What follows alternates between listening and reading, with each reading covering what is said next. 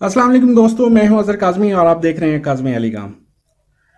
दोस्तों, गवादर से एक दोस्त ने ये 3 बॉक्स भेजे हैं मेरे पास। ये जो हैं डिजिटल केबल टीवी बॉक्स हैं। आपको पता होगा जहां जहां पे डिजिटल केबल चल रही है वहां वहां पे ये बॉक्स चलते हैं। ये बॉक्स जो है आपका जो केबल प्रोवाइडर है वो आपको प्रोवाइड करता है, और उसका ये प्रोवाइड करने का मकसद ये होता है कि वो वहाँ बैठ के अपने एंड पे इसको फुली कंट्रोल कर सकता है, और आपको जो नशरियात मिल रही होती है वो सारी डिजिटल चैनल होते हैं, जैसे हमारे सेटेलाइट रिसीवर डिश रिसीवर में होते हैं।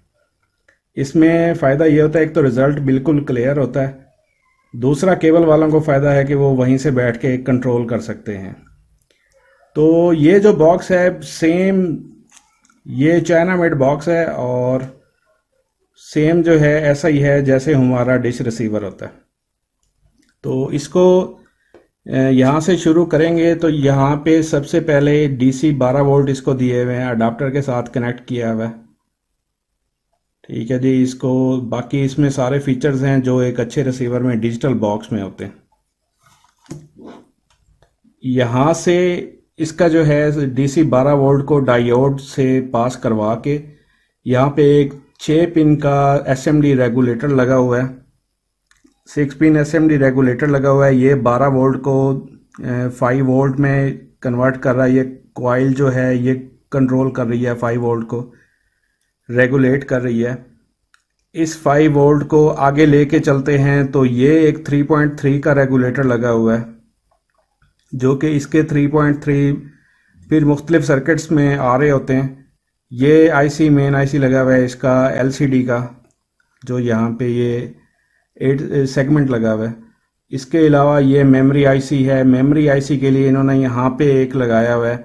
इस यही 5 वोल्ट जो यहाँ से निकल रहे हैं वो यहाँ पे इन 2 डायोड के थ्रू इन्होंने ड्रॉप करके इसको दिए हुए हैं, और ये जो है आपका 1.5 आगे आउट कर रहा है, जो कि आपके इसको ट्रांसफार्मर को भी जा रहे होंगे, मेन आईसी को भी जा रहे होंगे, और मेमोरी आईसी को भी जा रहे होंगे।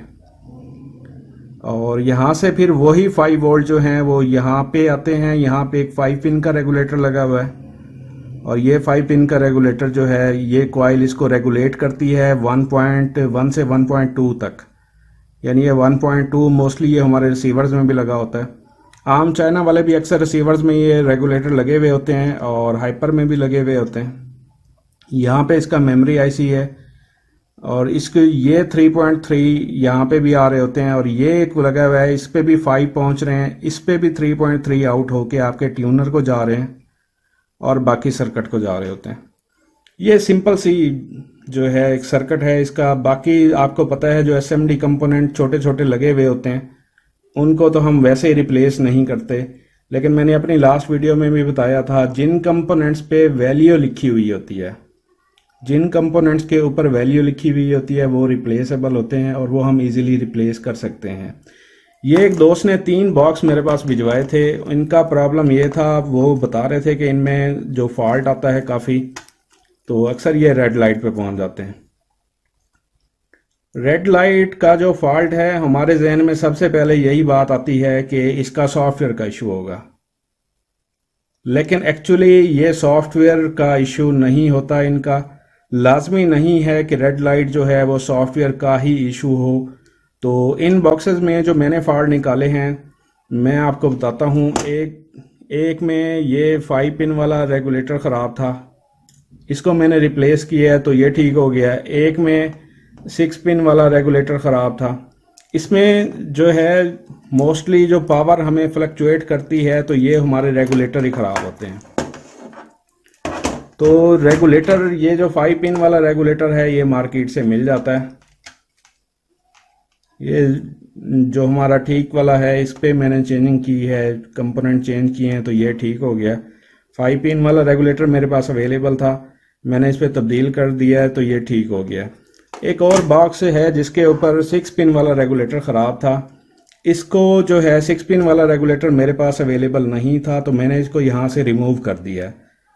मैंने इसको रिमूव कर दिया। अब मैंने जो है इस कॉइल के ऊपर डायरेक्ट 5 वोल्ट दिए हैं। डायरेक्ट 5 वोल्ट इस कॉइल पे दिए हैं। ये मैं आपको भी जो रेड है मैंने इस पे 5 वोल्ट दिए हैं और मैंने कॉइल पे दिए हैं, क्योंकि कॉइल ही 5 वोल्ट को रेगुलेट करके आगे देती है हमें। और ये मैंने ग्राउंड लगा दिया है।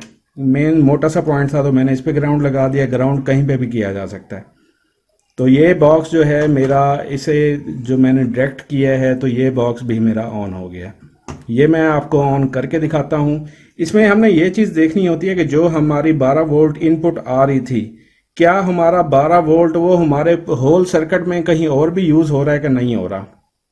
अगर नहीं हो रहा तो हम इसे 5 वोल्ट पे भी ऑपरेट कर सकते हैं। लेकिन चूंकि 12 वोल्ट एक स्टैंडर्ड है और स्टैंडर्ड होने के इसलिए इन्होंने यहाँ पे ये 12 वोल्ट दिया हुआ है। 12 वोल्ट का अडाप्टर भी इजीली मिल जाता है। दूसरा जो 12 वोल्ट है वो हमें कुछ सेफ्टी पर्पस के लिए भी ठीक रहता है। और इसमें जो है हमने आगे 5 वोल्ट लेने होते हैं तो हमारा आगे पीछे 12 वोल्ट अगर थोड़े बहुत ड्रॉप भी हो जाते हैं फिर भी हमारा काम चल जाता है। लेकिन अगर हम 5 वोल्ट यहाँ पे डायरेक्ट देते हैं तो उसमें अगर थोड़ी बहुत कोई ड्रॉपेज होती है तो साफ ज़रा है फिर आगे वोल्ट पूरे नहीं जाएंगे और हमारा काम नहीं चलेगा। तो मैं आपको चेक करवाता हूँ। इसको मैंने डायरेक्ट 5 वोल्ट दिए हैं तो ये बॉक्स मेरा ऑन हो गया। इसका मैं आपको अभी 5 वोल्ट में लगा के दिखाता हूँ। जी दोस्तों, 5 वोल्ट के लिए जो है मैंने कंप्यूटर वाली पावर सप्लाई अपनी लैब में रखी हुई है और ये मैं इस वक्त 5 वोल्ट इसके साथ कनेक्ट करने लगा हूँ। कंप्यूटर वाली जो पावर सप्लाई होती है वो रेगुलेटेड पावर सप्लाई होती है और इसमें 3.3 5 वोल्ट और जो है 12 वोल्ट होते हैं और मोस्टली लैब में जो है यही इस्तेमाल होते हैं और इस वजह से मैंने टेस्टिंग के लिए यही रखी हुई है। तो इसको मैंने 5 वोल्ट अलग से दे दिए। पावर सप्लाई को मैं ऑन कर लेता हूँ। ये मैंने इसको 5 वोल्ट दिए हैं जी। पावर सप्लाई को मैंने ऑन कर लिया। 12 वोल्ट वाला अडाप्टर मैंने इससे कनेक्ट किया हुआ था। ये भी मेरा वर्किंग है क्योंकि उस पे सारी डिटेल से मैं वोल्टेज आपको चेक करके बताता हूँ, क्योंकि हमारे गवादर वाले दोस्त की भी यही डिमांड थी कि मुझे इसके वोल्टेज चेक करके बताएं तो मुझे कितने वोल्ट मिलने चाहिए और मैं अपने बॉक्स की टेस्टिंग कैसे कर सकूं। बिल्कुल सिंपल है। एक दफ़ा अगर आपको समझ आ गई है कि हमारे किस पॉइंट पे कितने वोल्टेज होने चाहिए तो फिर आप लोग साफ ज़ाहिर है एक्सपर्ट हो जाते हैं और तकरीबन जो है सेम फॉल्ट आते रहते हैं। इस कॉइल पे जो है मैंने 5 वोल्ट दिए हैं डायरेक्टली और इसकी जो ब्लैक प्रॉब है वो मैंने बॉडी के साथ लगा दी है। देख सकते हैं आप इस वक्त 4.79 आ रहे हैं। क्योंकि ये आगे लोड पे है तो वैसे ये पावर सप्लाई में 5 वोल्ट ही होते हैं। और इसमें मैं वोल्टेज की सारी डिटेल जो है बता देता हूँ। ये जस्ट मैंने आपको दिखाया कि मैं इसको 12 वोल्ट की बजाय जो है 5 वोल्ट कनेक्ट करके इजीली मैं इससे काम चला सकता हूँ। तो इसमें यह है कि अगर आपको 5 वोल्ट का अडाप्टर मिल जाता है तो आप उसके थ्रू भी इसको चला सकते हैं। लेकिन 12 वोल्ट में सेफ्टी है। 12 वोल्ट में ये है कि ये आपका जो आगे 6 पिन रेगुलेटर लगता है वो आपका यहाँ पे जो लगता है वो आपका सर्ज का काम भी करता है, क्योंकि बिजली की जब भी फ्लक्चुएशन होती है तो सबसे पहले इसी ने ख़राब होना होता है। इसी वजह से मैं रिकमेंड करूँगा आप यहाँ पे रेगुलेटर ले के लगाएं। अगर किसी वजह से आपको मार्केट से नहीं मिलता तो फिर मजबूरी है, फिर आप इसके साथ 12 वोल्ट का अडाप्टर भी कनेक्ट कर सकते हैं लेकिन उसमें सेफ्टी ख़त्म हो जाएगी। या फिर इस बॉडी के साथ आप 7805 जो है वो स्क्रू से टाइट कर दें। 7805 को आप पीछे वो 12 वोल्ट दे दें और 7805 से आगे जो 5 वोल्ट निकाल के वो आप कॉइल को दे दें। लेकिन जहन में रखिएगा जब भी आपने डायरेक्ट कॉइल पे 5 वोल्ट देने हैं उस वक्त आपने ये वाला रेगुलेटर उतार देना है। ये जहन में रखिएगा। हम रिसीवर्स में या टीवी कार्ड्स में भी ऐसा कर सकते हैं, वो भी इंशाल्लाह फ्यूचर में जब कभी कोई ऐसा केस आएगा तो मैं आप दोस्तों के साथ ज़रूर शेयर करूँगा। अच्छा जी, ये बॉक्स है जो इस वक्त सही वोल्टेज निकाल रहा है। इस पे मैं सारे पॉइंट्स पे आपको वोल्टेज चेक करके दिखा देता हूँ। इस पे जो है मैं तरतीब से वोल्टेज चेक कर लेता हूँ। इसमें जो फॉल्ट आते हैं वो मैंने आपको बता दिए हैं। सबसे पहले इसके रेगुलेटर का फॉल्ट आता है, और सबसे पहले आप देखेंगे तो इस यहाँ से हमें अडाप्टर के 12 वोल्ट मिल रहे हैं, 11.8। ठीक है जी। उसके बाद ये रेगुलेटर है, रेगुलेटर की जो आउट है इस पे हमें 5 वोल्ट मिलेंगे। ये इसकी सर्किट की डिज़ाइनिंग होती है, किस पिन पे कितने वोल्ट मिल रहे हैं। ठीक है जी। लेकिन इस कॉइल की इनपुट पे हमें 5 वोल्ट मिलेंगे, ये देख सकते हैं 5.26 मिल रहे हैं। और इसकी इस रेगुलेटर की इनपुट पे हमें 12 होते हैं, कॉइल पे हमें जो है 5.26 मिल रहे हैं। कॉइल की जब हम आउट पे चेक करते हैं तो 5.19 है, यानी 5.2 हैं रेगुलेटेड वोल्टेज हैं।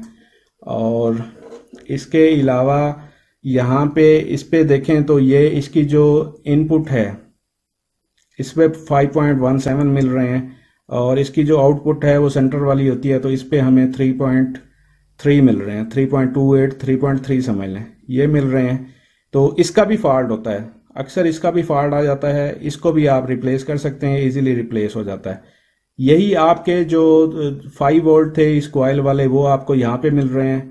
इस डायोड से थोड़े से ड्रॉप करके ये 4.38 हुए, 4.38 फिर इस डायोड पे ड्रॉप करवा के यहाँ इन्होंने 3.6 वोल्ट यहाँ पे हैं, यानी ये जो हमारा रेगुलेटर लगा हुआ है इसको हमें 3.6 वोल्ट आने चाहिए। ठीक है जी। इसको 3.6 आ रहे हैं तो ये हमें आउट कितनी करेगा, ये 1.5 का रेगुलेटर लगा हुआ है तो ये हमें 1.5 वोल्ट आउट करेगा। ठीक है जी। इन डायोड्स में भी फॉल्ट हो सकता है आपका, अगर ये 1.5 आपके सिस्टम आईसी को नहीं जाएंगे तो ये सही काम नहीं करेगा। वोल्टेज की बहुत बड़ी गेम होती है, वोल्टेज आपके पूरे होने चाहिए। ठीक है जी। वोल्टेज आपके बिल्कुल पूरे होने चाहिए, तब ही आपका सिस्टम एक्टिव होगा। तो जैसे जैसे मैं आपको बता रहा हूँ बिल्कुल यही वोल्टेज चेक करने हैं और यही टेस्ट पॉइंट हैं, इसके अलावा कोई ख़ास चीज़ इसमें नहीं है। तो ये रैम आईसी है, रैम आईसी के लिए भी यहाँ पे जो एक रेगुलेटर लगा हुआ है इसके 5 वोल्ट जो हैं वो इनपुट हो रहे होते हैं। ठीक है जी। और इसके बाद ये जो कॉइल लगी हुई है इस पे 1.18 यानी 1.2 वोल्ट है। इस कॉइल पे आपको 1.2 मिलने चाहिए, अगर इस पे भी नहीं मिलते फिर भी आपका सिस्टम आईसी जो ऑन नहीं होगा। ये इसका फ्लैश आईसी लगा हुआ है, इस पे 3.3 वोल्ट हैं, और अगर इस पे 3.3 वोल्ट नहीं मिलते तो साफ ज़रा फिर भी आपका सिस्टम ऑन नहीं होगा। ठीक है जी। ये रेगुलेटर है, इस पे जो है इस पे भी 3.3 आउट हो रहे हैं, और ये 5 वोल्ट दे रहा है। 5 वोल्ट इनपुट है और 3.3 इसकी आउटपुट है। तो ये सारे सर्किट के लिए जस्ट और जस्ट ये एक पावर रेगुलेटर ये लगा हुआ है, एक 2 और ये 3 मेन रेगुलेटर लगे हुए हैं, 2 एसएमडी छोटे रेगुलेटर लगे हुए हैं। एसएमडी रेगुलेटर जहां पे भी लगा होगा उसके साथ कॉइल जरूर होगी, क्योंकि कॉइल ने ही वोल्टेज को कंट्रोल करना होता है।